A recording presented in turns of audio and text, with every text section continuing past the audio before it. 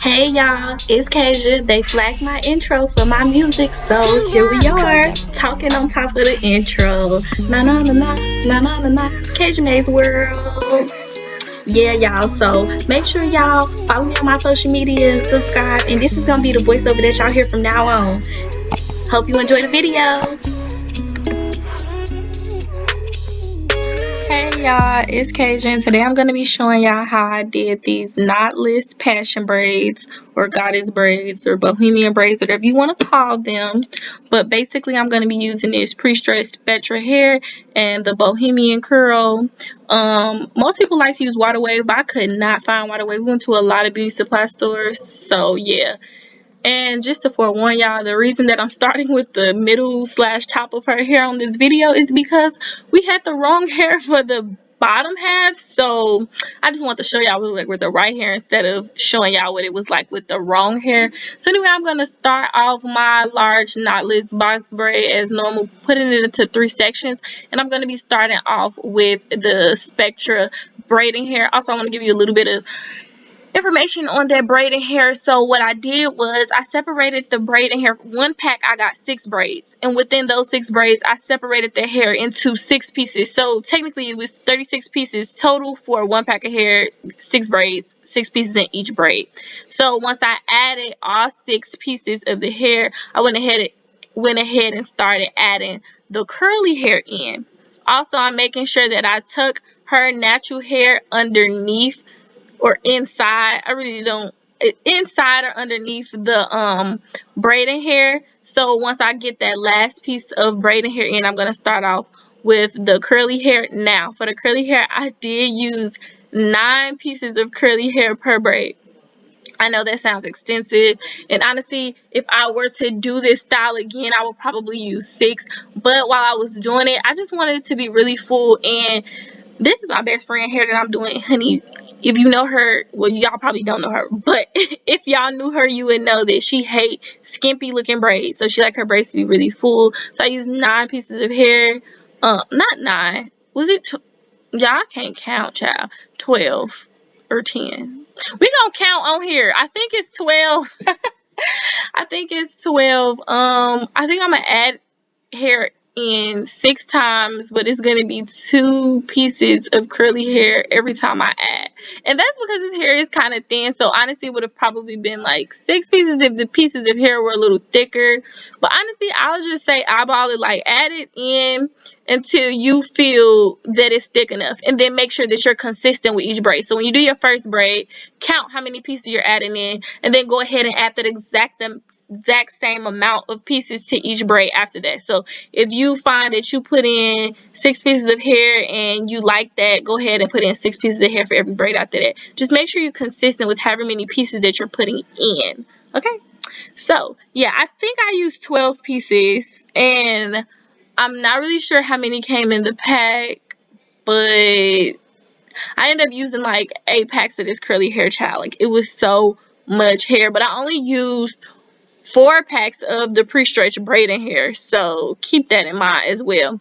So basically, once you're done adding in the hair, you keep braiding all the way to the end. And the one thing that I did like about this hair is because a lot of, you know, curly crochet hair gets really nappy, I was able to like finger comb through and braid it all the way down. And once I ended the braid, like days later, she was able to just add water or something, and the curls would get back popping and be back curly and not look all, you know, nappy. Okay, so yeah, I just braided it all the way down past where the braiding hair stopped. So once I got past the braiding hair, I left the curly hair, you know, free flowing or whatever, but I used a piece of the curly hair to tie a knot to end off the braid.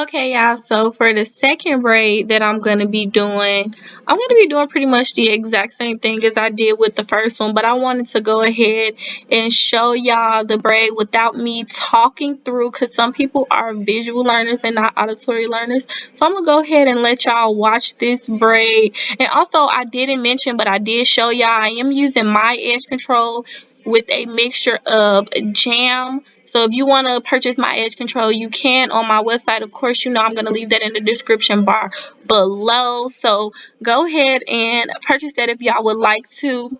And also make sure y'all give this video a thumbs up. Make sure y'all comment. Make sure y'all subscribe. And make sure when you subscribe that you hit the post notification bell so that you'll be notified whenever I post a new video.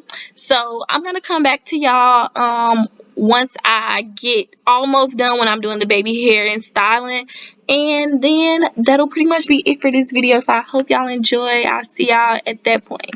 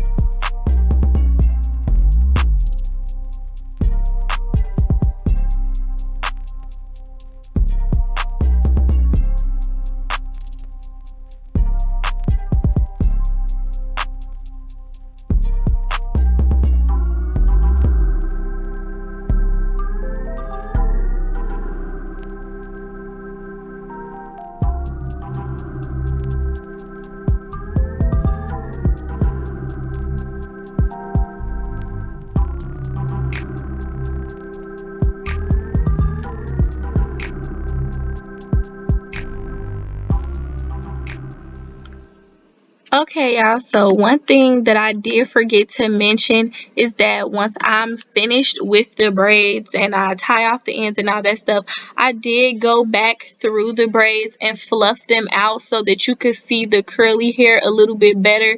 And also make sure that you're not braiding the hair too tight, because if you do, fluffing them will be kind of hard. And also, I do not fluff all the way up the braid because I don't want the part where her real hair is to get too fluffy too fast, if that makes sense. But yeah, I'm gonna go back through and fluff it, but I'm gonna stop at kind of like, you can see pretty much where the curly hair starts. So I'm gonna fluff it up into the curly part. Make sure you don't fluff it too much where it looks all skinny and then fluffy. Like, you want to have a gradient effect from where the hair look, you know, where the braid looks, you know, smooth and then fluffy and gets fluffier as it goes down the braid, as you can see me doing here.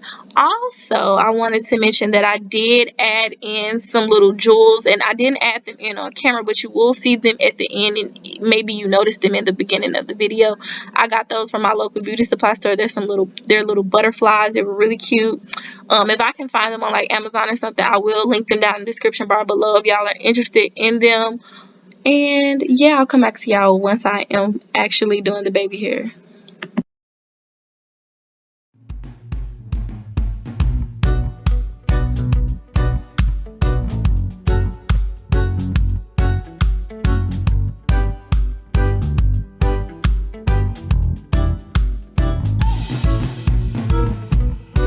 Whoa.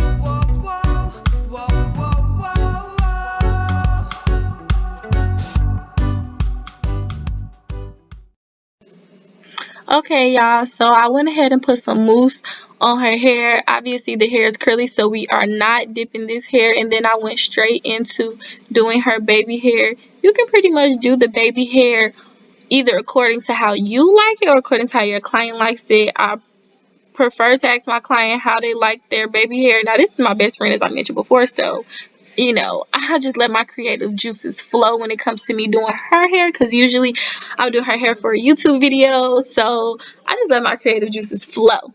So I'm doing, you know, they're not too extra, but they cute, you know what I'm saying? I got my little swoops, some little swirls. I made her little sideburns a little curly.